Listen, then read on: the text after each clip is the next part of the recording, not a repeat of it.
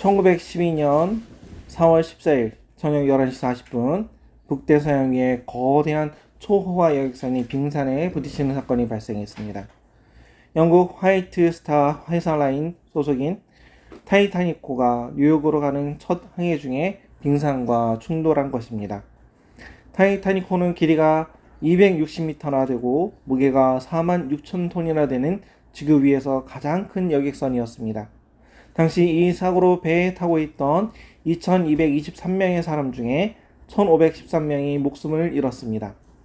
단순한 침몰 사고에 왜 이렇게 많은 인명이 죽게 되었는지 그 이유를 살펴볼 필요가 있습니다. 영국은 이 배를 만들면서 이 배를 절대 가라앉지 않는 배, 불침선이라고 자랑했습니다.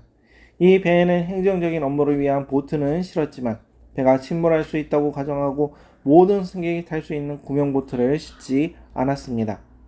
겨우 1178명만 구할 수 있는 20척만 실었습니다. 그 결과 단순한 자초사고에도 구명정이 부족해 수많은 인명이 죽고 말았습니다. 만약에 이 배에 모든 승객이 탈 수 있는 구명정이 있었다면 아마 한 사람도 죽지 않고 모두 다 구조될 수 있었을 것입니다. 준비는 얼마나 중요한지 모릅니다. 준비해야 할 것을 준비하지 못한다면 준비가 부족한 만큼 불행이 시작될 것이기 때문입니다. 인간의 준비도 이렇게 중요한데 하나님의 준비가 없다면 인간의 삶은 어떻게 되겠습니까? 우리는 전적으로 하나님을 의지할 수밖에 없는 연약한 존재입니다. 이사야 2장 22절에 너희는 인생을 의지하지 말라. 그의 호흡은 코에 있나니 새말 가치가 어디 있느냐고 질문하십니다. 우리 인생은 잘나봐야 하나님이 없이는 호흡조차 할 수 없는 연약한 존재입니다. 인간은 8mm 정도의 기도, 숨구멍만 막혀도 바로 운명을 달리하는 가녀린 존재입니다. 시편 62편 3절은 넘어지는 당과 흔들리는 울타리 같이 사람을 죽이려고 라고 말합니다. 얼마나 연약한지 넘어지는 담이나 흔들리는 울타리에 우리 인생이 좌지우지 될 정도로 그렇게 연약하다는 말씀입니다. 더구나 전적 타락으로 말미암아 우리 인생은 모태로부터 죄인입니다. 우리는 태어나자마자 저 지옥 밑바닥에서 시작되는 인생이며 100% 죽는 운명을 가지고 태어납니다. 마치 꺾어서 유리병에 꽂아둔 꽃처럼 잠깐 그 아름다움을 뽐내지만 이내 시들어 쓰레기통에 던져지는 것이 우리 인생입니다. 생명의 관점으로 본다면 절화는 아름다움조차 절망 아닙니까? 인생이 그렇게 더럽습니다. 아무리 예쁘고 똑똑한 여성도 아무리 뛰어나고 능력 있는 남성도 쇠약해지다가 사라집니다. 모든 것이 다 죄뿐이며 절망으로 시작하는 우리 인생에게 하나님은 자신의 외아들을 내어주십니다. 지옥에서 시작된 인생의 출발점을 예수 믿는 순간 천국으로 바꿔주십니다. 그것이 바로 거듭난 위에서 태어나는 것입니다. 그래서 예수님은 요한복음 11장 25절에 예수께서 이르시되 나는 부활이요 생명이니 나를 믿는 자는 죽어도 살겠고 무릇 살아서 나를 믿는 자는 영원히 죽지 아니하겠다고 하신 것입니다. 인생은 예수 안에서만 절망을 벗어날 수 있으며 생명을 얻을 수 있습니다. 하나님의 가장 커다란 준비는 바로 예수님을 대속제물로 이 땅에 보내주신 것입니다. 하나님의 준비하심이 없다면 우리 인생은 좌절이 좌절로 끝날 것입니다. 아픔이 아픔으로 끝날 것입니다. 절망이 절망으로 끝날 수밖에 없을 것입니다. 하지만 하나님은 오늘 이 순간도 연약하여 넘어지고 범죄하는 우리를 위하여 준비하고 계시는 분이십니다. 오늘 우리는 어떻습니까? 우리의 연약함, 하나님을 닮지 못한 모습을 가지고 여기저기 부딪힐 때마다 예비하신 은혜를 주시는 하나님께 겸손히 무릎을 꿇고 나아가면 좋겠습니다. 기도는 하나님의 준비하심을 보게 합니다. 이스라엘 백성이 홍해를 만났습니다. 앞으로 전진해 가려고 하니까 큰 바다가 길을 막습니다. 뒤로 돌아가려 하니까 애국 군대가 쫓아옵니다. 이제 어디로 갈 곳이 없습니다. 여기가 우리의 무덤이구나. 여기서 다시 애굽으로 끌려간다면 이전보다 더 처참한 생활이 시작될 텐데 모든 사람들이 절망했습니다. 이스라엘 백성들은 차라리 모세를 죽이고 애굽 군대 앞에 그의 목을 가지고 와서 이 사람의 유혹 때문에 우리가 이렇게 되었는데 용서해달라고 애원하고 싶었을 것입니다. 모세는 이 절망 앞에서도 기도를 중단하지 않습니다. 잘못하면 자기의 목숨을 잃어버릴 수도 있는 상황이었지만 그는 하나님을 의뢰했습니다. 모세는 도망하거나 위기를 모면할 처세술을 찾기보다는 하나님 앞에 기도했습니다. 기도하는 모세에게 하나님은 하나님의 위대한 준비를 보여주셨습니다. 이 위기를 총괄하고 움직이시는 분이 하나님이심을 선포하는 사건입니다. 하나님은 이스라엘 백성을 홍해의 길로 인도할 때부터 이미 계획을 가지고 계셨습니다. 홍해를 가르치고 마른 길을 내셔서 모든 이스라엘 백성에게 하나님이 살아계심을 증거하는 것입니다. 홍해 바다는 무엇을 의미합니까? 우리가 세례받을 때 물에 들어갔다 나온다는 것은 옛사람이 죽고 새 사람으로 거듭났다는 것입니다. 성막에서 제사를 지낼 때 죄인인 인간이 하나님이 계신 지성소로 들어가기 위해 물두멍에 몸을 씻는 것 또한 같은 의미입니다. 고린도전서 10장 2절에 이스라엘 백성이 바다 가운데로 지나며 모세에게 속하여 다 구름과 바다에서 세례를 받았다는 말씀이 나옵니다.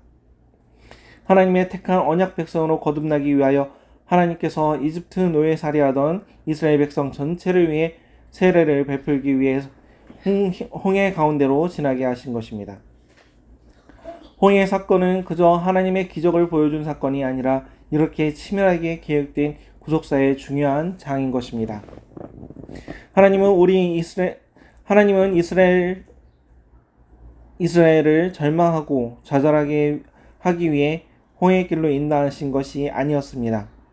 우리 미약한 인생의 눈으로 보기에는 정말 깊은 수렁이 하나님이 예배해 놓으신 깊은 은혜의 바다가 되는 것입니다. 홍해의 도하로 말미암아 이스라엘 백성은 언약 백성으로 인치시는 세례를 받았습니다. 이 얼마나 귀한 일입니까? 우리도 시험을 만나면 기도해야 할 것입니다. 하나님은 우리를 좌절하고 절망하게 하기 위해 인생의 홍해를 만나게 하시는 것이 아니라 바로 하나님의 구원의 계획을 완성하시기 위해 인생의 홍해를 준비하십니다.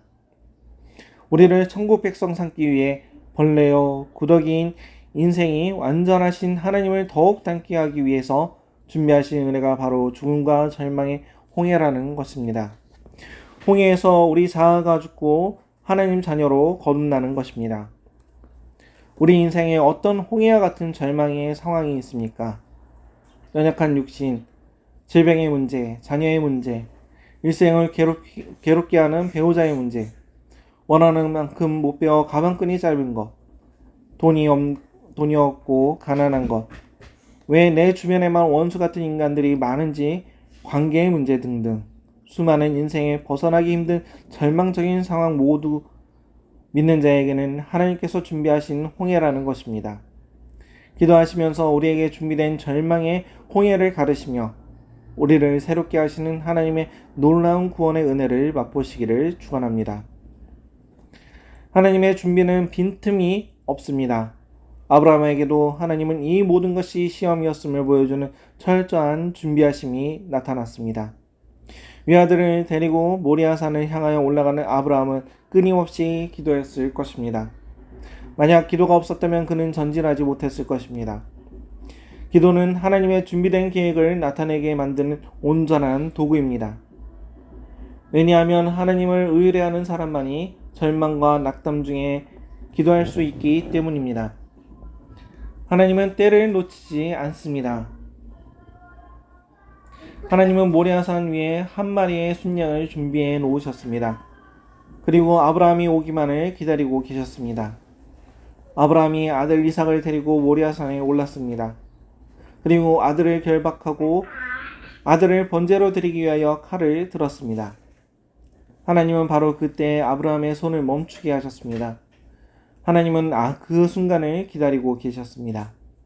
내가 이제야 내가 하나님을 경외하는 줄을 아노라. 하나님은 눈을 들어 순양을 보게 하셨고 아들 대신 이 순양을 번제물로 드리게 했습니다. 아브라함은 시험의 과정을 통과했습니다. 하나님은 아픔과 절망을 주기 위해 인간을 시험하는 것이 아닙니다.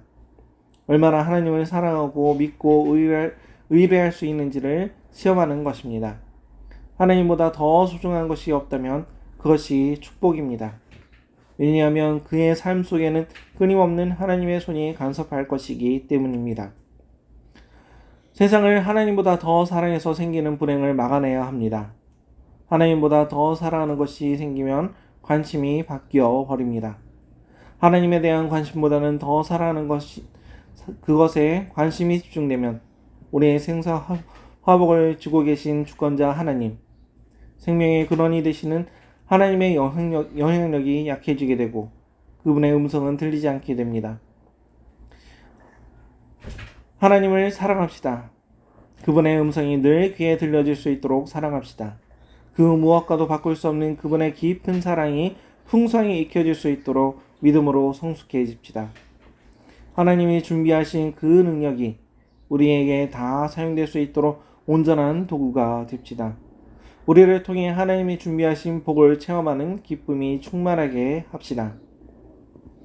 하나님은 믿음을 또 요구하십니다.